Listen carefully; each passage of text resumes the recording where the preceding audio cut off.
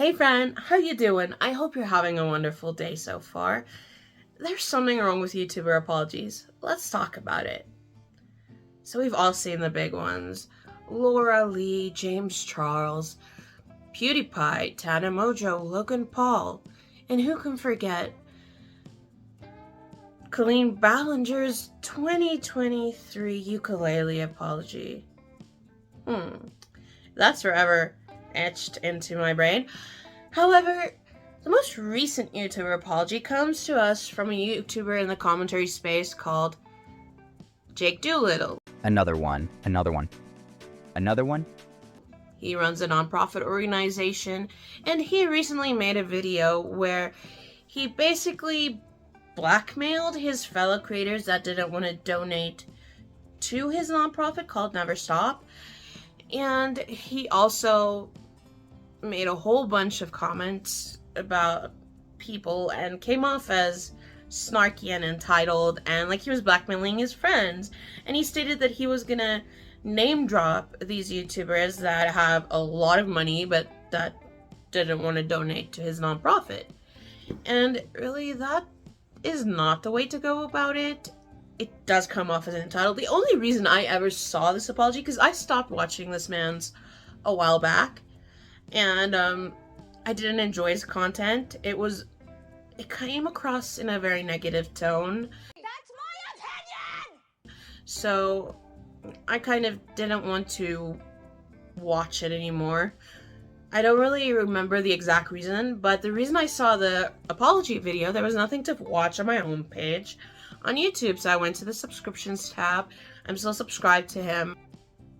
I'm watching this video and I'm like, okay, I'm curious, because he said something about let's talk about everything, and he barely said I'm sorry, and then went on to explain his diagnosis, because he does have a disability which started at a young age with Lyme disease, then that had an impact on his body and he still has effects of it. Some people refer to it as chronic Lyme disease, but it's also post-Lyme disease syndrome, I think. I'm not going to double check it, but it's something in that area. And he has had multiple operations, and at the time of him filming this video where he was panicked, he made all of these comments. He stated that he wasn't thinking, he just recorded, sent it out to his editor to be edited. And he's now here apologizing for it, showing his medical records.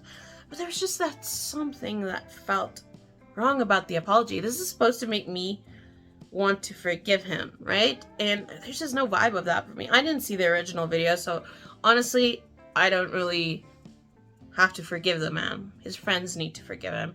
He needs to be apologizing to the people that he was referring to. The thing that has been wrong with almost all YouTuber apologies is, first of all, they're too long. YouTube recently added this fun new thing where your shorts can be 3 minutes. Yay to competing better with TikTok. But if your YouTuber apology is longer than 3 minutes, your video is too long. You're saying too much, and you are explaining why what you did is okay. Stop it. Get some help. There is a structure to any apology that we as normal or non-normal, as everyday people, wonderful, big, small, from everywhere, can use. And it's quite simple. Here it is. I'm sorry for what I did wrong and that it had that impact on you. Then you described the impact. I understand that what I did was wrong. I understand the impact that it had on you, and I am really sorry. I'm sorry for what I did, and then describe the impact that it had on the other person, not that it had on me, myself, and I. Right? So when we follow this structure, it doesn't necessarily mean people are going to forgive us, but that is the way a good apology should work. And you can do that in under 3 minutes. For most of these things that people do wrong. And I think apologizing to your audience is always a good start, but it's how you apologize and how you approach it. Because when you approach an apology, no matter what it is for, be this for your audience, be this for a friend or family member that you wronged, anybody that you wronged or I wronged, I'm talking of the collective us, we, the best way to go about it, I'm sorry for what I did wrong and the impact that it had on you. And not make excuses for the reason we made these mistakes. But when it comes to making excuses for these things we did wrong, it just shows that we do not understand that what we did was wrong, and it's not the right time to apologize. Because until we understand fully the impact of what our actions had on somebody else, there's no use for the apology. It's gonna fall on deaf ears. And that is what's wrong with so many YouTuber apologies. They're too long and they don't follow the structure of, I'm sorry for doing this and for the impact that it had. This is then the last part of it. And this isn't why so many YouTuber apologies just fall flat and feel, On top of it being too long, wrong structure is, what are you going to do about it? What changes are you going to make that are constructive, that are going to be consistent, and that don't feel icky? Like, and what have you done before you apologized? What have you done wrong? If Mr. Doolittle said, I've already reached out to the people that I mentioned, so that he doesn't name drop, say the people that I mentioned, I have apologized either in person or via text or phone call, and I understand that this is why what I did was wrong.